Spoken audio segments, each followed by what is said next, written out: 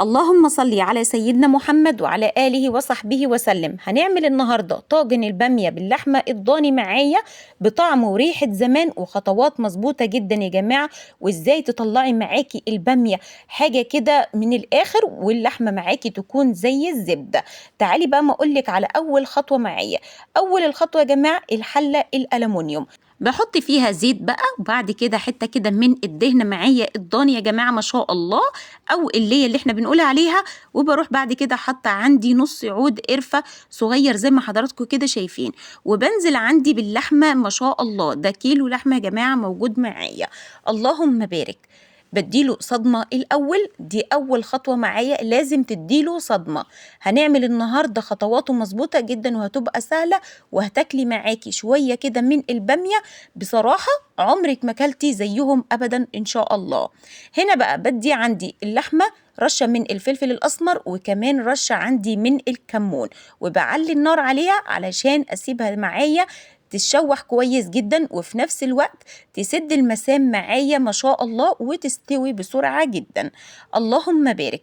هنا بقى بقلبها كويس جدا معايا كده على كل الجناب ما شاء الله، زي ما حضراتكم كده شايفين اللون اتغير معايا تماما، اللهم بارك. شايفين حضراتكم؟ اللهم صلي على سيدنا محمد.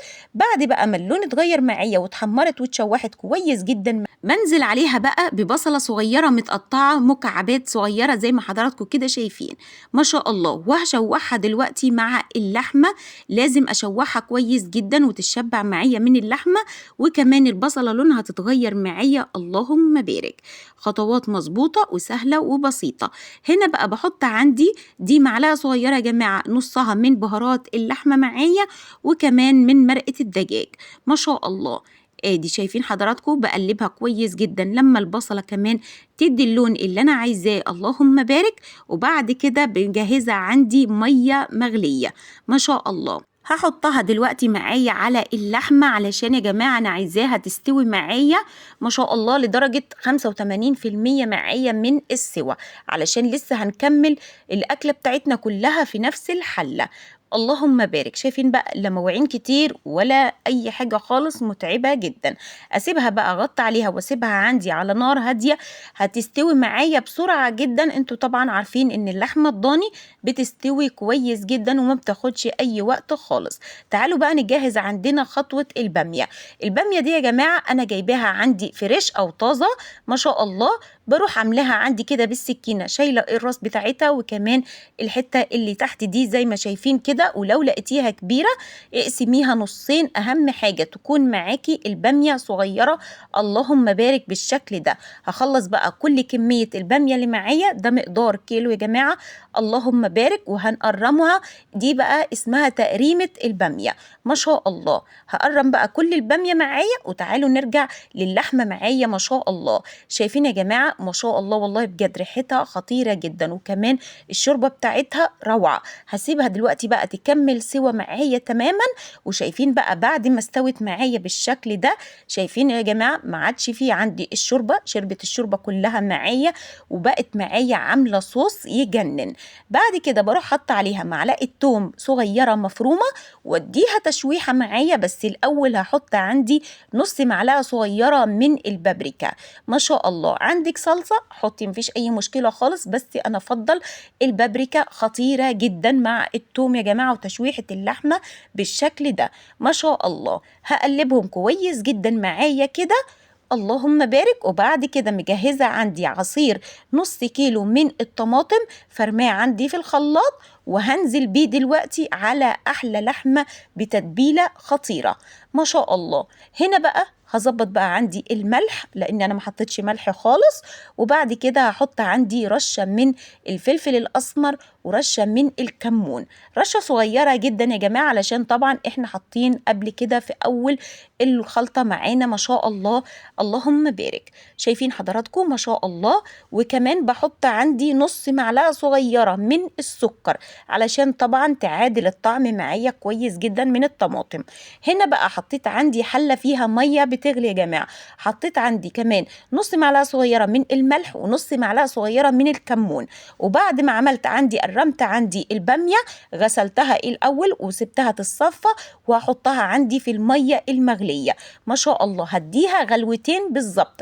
شايفين يا جماعة الرغاوي اللي طالعة معايا ديت لازم تشيليها بالشكل ده ما شاء الله، علشان طبعا بيبقى فيها شوك كده مكان زرعة البامية، بتبقى كلها طالعة كده بشوك وبتشيل معاكي اي حاجة كده في البامية، بتبقى معاكي البامية ما شاء الله عليها ناعمة جدا في الاكل ومش بتحسي باي حاجة خالص. فالخطوة دي مهمة جدا.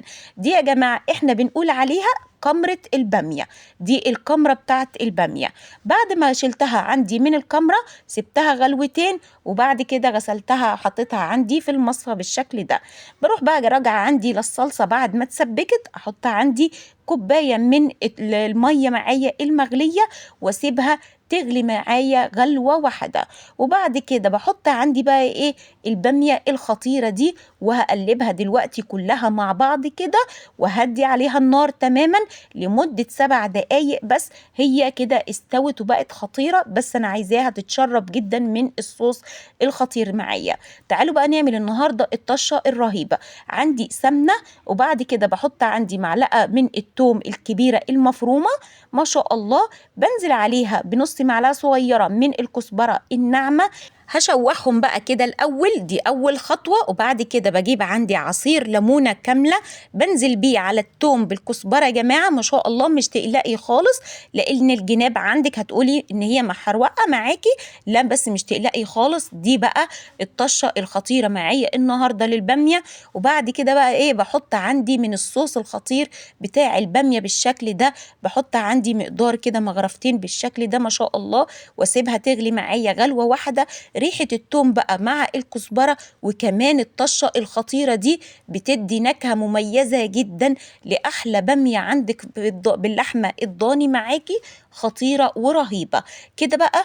كل خطواتنا مظبوطة جدا، ومعايا البامية استوت بسيبها عندي لمدة دقيقة واحدة وهطفي عليها النار. بمجرد ما انا طفيت النار بزود عندي كمان عصير من عصير الليمونة بالشكل ده ما شاء الله، وهديها تقليبة. وبعد كده بقى ايه هنغرف عندنا احلى بامية باللحمة الضاني بدون بقى ما تدخليها الفرن ولا اي حاجة خالص. هتاكلي شوية بامية خطيرة جدا مع رز بقى بالشعرية يمشي، مع عيش محمص معاكي، مع ليمون مخلل. اللي موجودة عندك يا ست الكل اعمليه. وادي بقى احلى طاجن بامية خطير جدا مع احلى ليمون مخلل بالعيش كده المحمص الفلاحي بتاعنا. وبألف هنا وشفا يا رب تكون وصفتي سهلة وبسيطة عليكم جميعا. والسلام عليكم ورحمة الله وبركاته.